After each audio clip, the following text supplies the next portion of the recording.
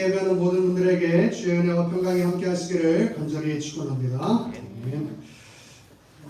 마태복음 85번째 시간으로 주님밖에 없습니다. 주님밖에 없습니다. 라는 제목으로 같이 하나님의 말씀 나누도록 하겠습니다. 여러분, 이 땅에 사는 모든 사람들은 행복한 삶에 대한 소망이 있을 것입니다.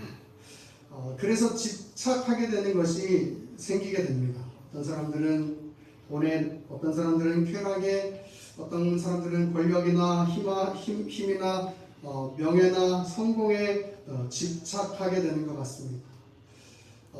그리고 그렇게 살기 위해서 내 삶을 그것에 투자하고 또 그것을 지켜내기 위해서 간절하게 그것에 힘을 들이는 것 같습니다. 그런데 과연 그런 것들이 우리에게 영원한 행복을 가져다 줍니까? 생각해 보면 그렇지가 않습니다. 이 세상의 것들은 우리에게 영원한 행복을 가져다 주지 못합니다. 잠시나마 우리에게 행복감을 줄 수 있을지는 모르겠지만, 그러나 그런 것들이 우리에게 영원한 행복을 줄 수는 없습니다.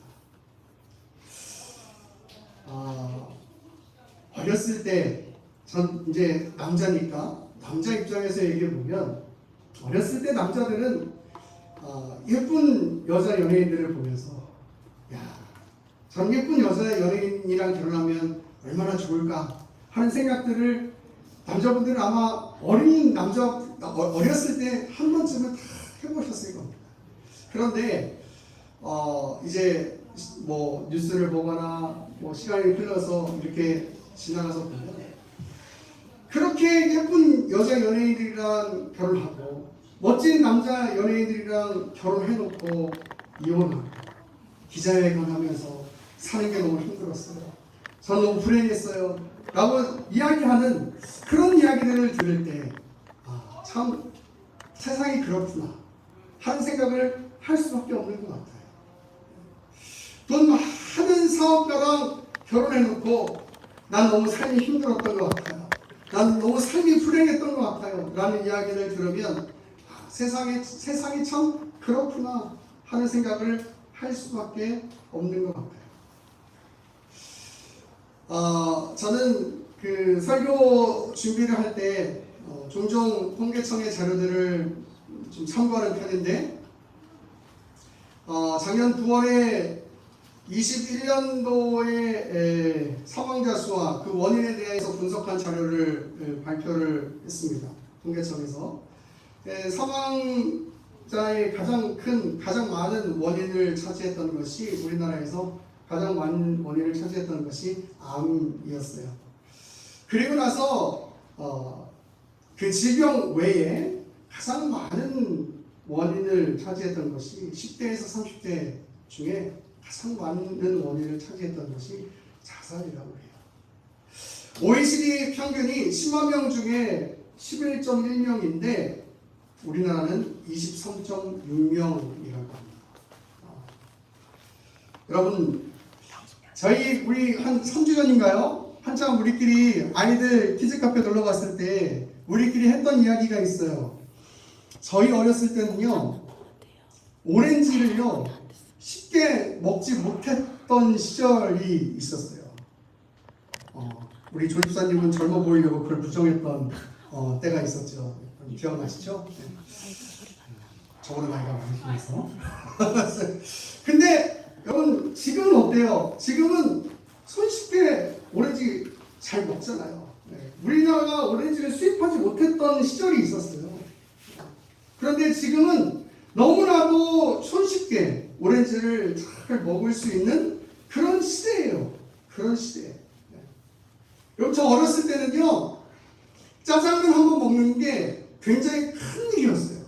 왜냐하면 그때는 그게 쉽지 않은 일이었기 때문이에요. 짜장면 한 번 먹는 게 굉장히 큰 행사였던 거죠. 뭐 졸업식이라든지 무슨 뭐 입학식이라든지 생일이라든지 친구가 놀러 왔다든지. 여러분, 피자가 웬 말입니까? 피자가 웬 말이에요? 그런 시대가 있었어요. 근데 지금은 먹고 싶으면 시켜서 먹을 수 있는 게 짜장면, 피자, 오렌지 다 먹을 수 있는 그런 시대임에도 불구하고 행복하지 않은 그런 시대가 된 거예요. 물질이 우리의 행복을 지켜주지 못하는 시대가 되어져 온 거죠. 너무나 부해져 있음에도 불구하고 우리의 행복을 책임져 주지 못하는 시대예요. 제가 말씀 서두에 삶에 관한 이야기를 하고 있는 이유가 있어요. 오늘 본문이 그 이야기를 하고 있기 때문이에요.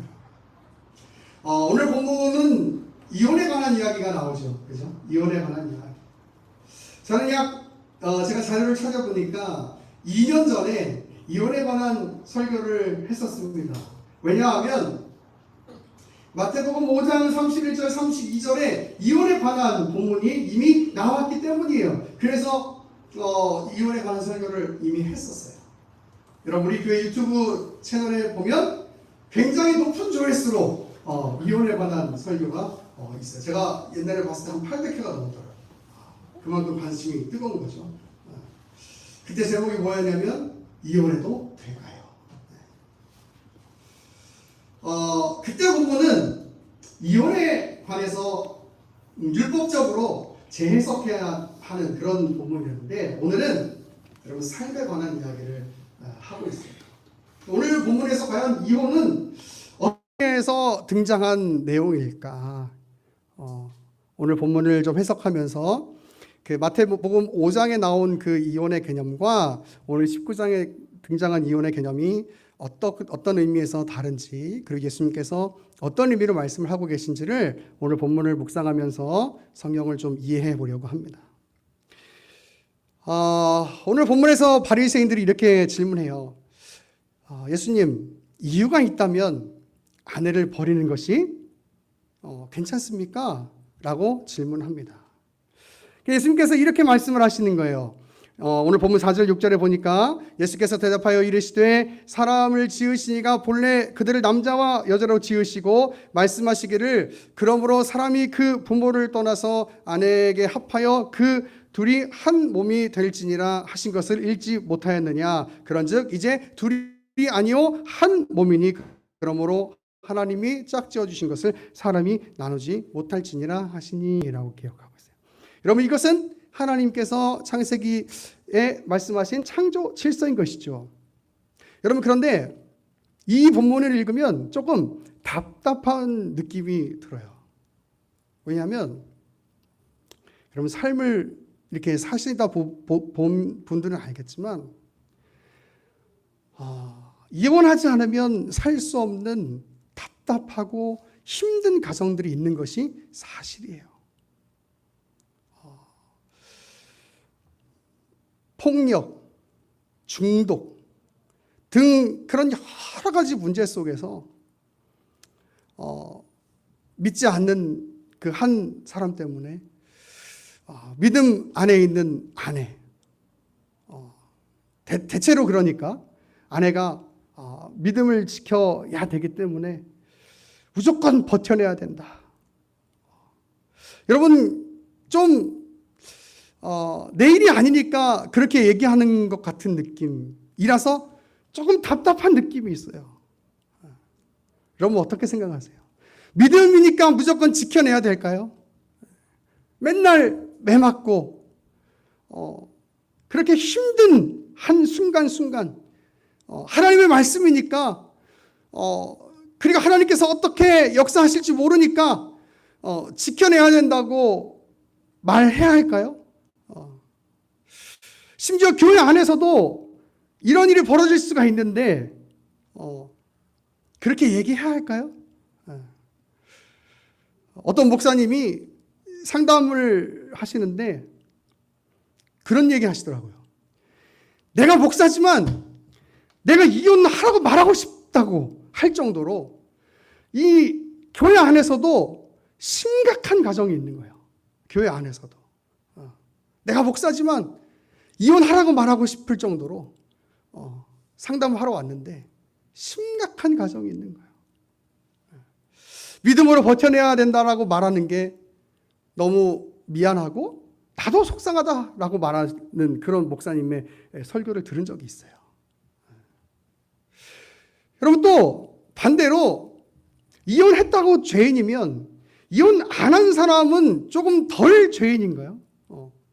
그냥 버티라고만 하면 그냥 되는 걸까요? 그러면 다른 사람은 죄인이 아닌 게 되는 걸까요? 이런 고민들이 여러분 믿음 안에서 사실 있어야 되는 거예요. 그런데 여러분 더 답답한 건 뭐냐면 사실 성경을 보다 보면요, 이혼을 허용하는 것 같은 구절도 있어요.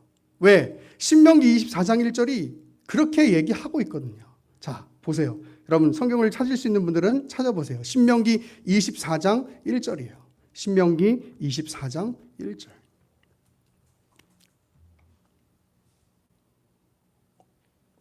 신명기 24장 1절. 사람이 아내를 맞이하여 데려온 후에 그에게 수치되는 일이 있음을 발견하고 그를 기뻐하지 아니하면 이혼 증서를 써서 그의 손에 주고 그를 자기 집에서 내보낼 것이요 라고 되어 있어요. 그러니까 이게 뭔가 헷갈리고 답답하고 하는 거예요. 그래서 바리새인들도 이렇게 얘기하는 거예요. 그러면 왜 모세는 이혼 증서를 써서 이혼해도 된다고 했습니까? 라는 그 질문을 하고 있는 거예요. 그랬더니 예수님께서 오늘 본문의 8절 9절에 이렇게 말씀하십니다.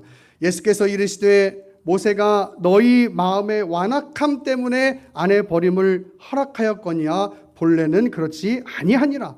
내가 너희에게 말하노니 누구든지 음행한 이유 외에 아내를 버리고 다른 데에 장가든 자는 간음함이니라 라고 얘기하고 있어요. 예수님께서 또 창조 질서를 말씀하시는 거예요. 신명기 24장 지금 읽은 본문은 아내에게 수치되는 일이 있다면 이혼해도 된다라고 했던 것이죠. 그런데 이것을 당시 사람들은요, 남자 편한 대로 해석했어요. 그러니까 당시는 여자들의 인권이 존중되지 못하는 시대였잖아요. 그러니까 수치되는 일을 단지 음행 정도로 이해하지 않고 남자들 편한 대로 해석한 거예요. 그래서 여자들이 밥 먹다가 코를 풀었어요. 이혼! 딱 되는 거예요.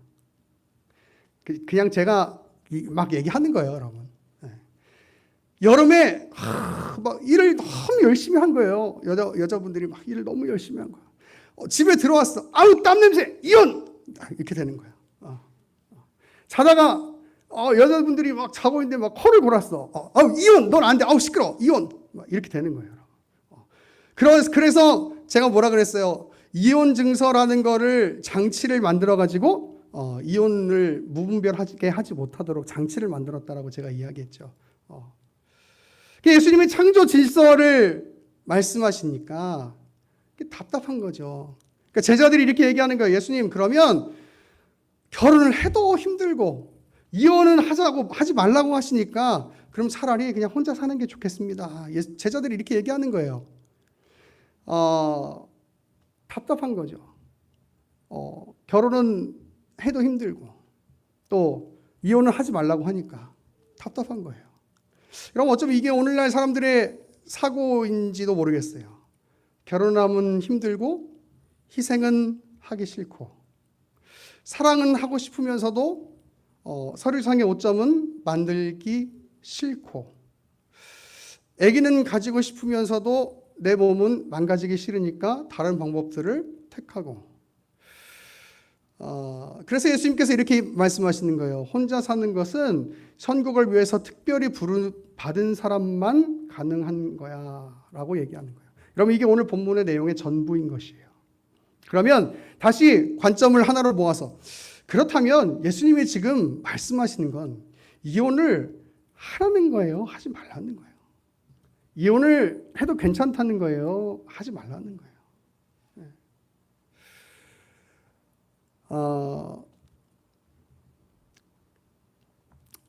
제가 한 가지 예화를 들으면서 오늘 본문을 해석해 드리려고 합니다. 제가 요즘에 하나에 빠진 프로가 있습니다. 그 프로는 꼬꼬무예요. 꼬꼬무. 그럼 꼬꼬무 아시죠? 그 중에 어떤 자매에 관한 이야기를 보면서 참 많이 울고 참 많이 속상했어요. 얘기는 이래요. 어떤 자매가 있었는데 언니가 동생을 죽인 거예요. 어린 아이들 얘기인데, 그런데 그 소식을 들은 그 고모가 너무 놀란 거예요. 왜냐하면 이 아이들의 엄마가 죽고, 어렸을 때 엄마가 죽고 5년 동안 그 고모가 이 아이들을 키웠거든요. 5년 동안. 근데 그 5년 동안 이 아이들을 키우면서 보니까 사이가 너무 이 자매들이 좋았어요. 그런데 이 언니가 동생을 죽였다는 게 믿어지지가 않는 거예요. 이 고모가 너무 놀란 거예요. 말이 안 된다. 쫓아가서 사건을 파악하기 시작한 거죠. 그런데 이제 아빠가 새엄마랑 만나서 이제 결혼을 하고 샀는데 얼마 안 돼서 이 언니가 이 동생을 죽였다고 하니까 믿을 수가 없는 거죠. 나중에 알고 보니까 이 아이들이 새엄마한테 지속적인 학대를 받기 시작한 거예요. 애기들을 드럼 세탁기에 넣고 돌리고 욕조에 놓고 물을 먹이고 때리고, 어린 아이가 그 학대를 받다 못해서 경찰서에 신고를 했는데도 그 엄마 앞에서 얘기를 하라고 하니까 그 애기가 어떻게 얘기를 해요? 그렇잖아요. 엄마가 또 막 둘러대니까 경찰을 그냥 그런가 보다 하고 그냥 또 다시 엄마 옆에 둔 거죠. 어른들이 자기 말을 들어주지 않으니까 이 언니가 어떻게 생각했냐면, 내가 엄마가 시키는 대로 해야지 내가 살 수 있구나라는 생각을 하게 된 거예요. 그래서 결국은 엄마가 이 동생을 죽인 거고, 그걸 이 언니한테 네가 했다고 해라라고 말을 하도록 시킨 거예요. 아빠는 왜 가만히 있었냐면, 그래야 새엄마가 자기가 사랑하는 여자가 벌을 받지 않으니까. 여러분, 이게 참 이 아이들의 이 모습을 보면서 마음이 너무 아팠어요. 이 아빠가 제정신인가? 자기 딸을 범인으로 만드는 몰아가는 이 아빠가 제정신인가? 너무 속상하고 막 분노가 막 일어나고 눈물이 너무 많이 났어요. 이 편을 보면서. 여러분, 얼마 전에 온 나라가 분노했던 이 정인이 사건을 여러분 기억하실 겁니다. 우리가 얼마나 분노하고 우리가 얼마나 속상했던 사건입니까? 그렇죠? 제가 이 얘기를 하는 이유가 있어요. 여러분, 당연히 우리는 이런 사람들 같은 일을 하지는 않죠. 당연히 할 수도 없어요. 그런데 제가 이런 이야기를 하는 이유는 뭐냐면, 우리 안에 이와 같은 분노나 이와 같은 이기심이나 이와 같은 내 감정을 항상 선으로 지킬 만한 능력이 있는가 하는 거예요. 있는가 하는 거예요. 우리는 그런 사람들을 보면서 물론 당연히 어떻게 아이들에게 그렇게 할 수 있어 라고 손가락질하고 분노하고 하지만, 내 안에 내 모습을 바라볼 때 하나님 앞에서 그런 사람들과 비교하자는 이야기가 아니라, 하나님 앞에서 내 모습을 바라볼 때 내 안에 하나님 앞에서 내 모습을, 내 감정을, 내 마음을 선하게 지켜갈 수 있는 그 능력이 내 안에 있는가 하는 모습인 거예요. 여러분, 아담의 타락 이후 모든 인간은 죄 중에 출생하고 있어요. 그래서 모든 인간은 다 병들어 있는 거예요. 여러분, 그래서 삶이 쉽지가 않은 거예요. 여러분, 가정을 생각해 볼게요. 한 사람이 살다가 한 사람을 만나서 살아요. 누군가를 맞춰가요. 그게 쉬운 일이 아니잖아요. 그렇죠? 그런데 그렇게 한 사람과 한 사람이 만나서 둘이 살다가 또 아이를 낳고 또 셋이서 또 맞춰가서 살아야 돼요. 그건 더 쉽지 않은 일이에요.